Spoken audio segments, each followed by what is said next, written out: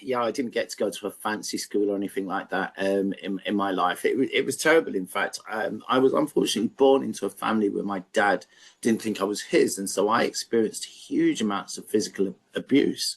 Um, and the first being before I was even 1 year old, and that left me with what I thought were birthmarks until I was 21.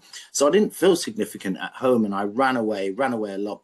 Met some friends, they made me feel good, they made me feel significant, but the byproduct of that was they were from the antisocial membership. So it was only going to be a matter of time before I got into trouble. And I did. So Right. by the time I was 16, I ended up in prison. By the time I was 18, my sister took me to a mental hospital because the childhood trauma and depression had seriously taken its toll by then.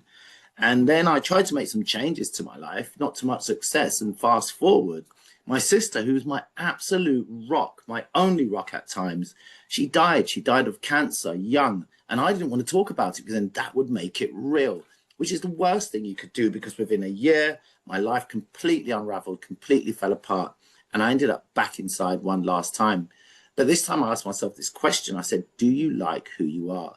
And the answer was a solid no. In fact, I thought if this was going to be my existence for my entire future, I didn't see the point in having a life. I really didn't. And I just wanted it all to end. So I was left with these choices to literally either jump off a cliff or change.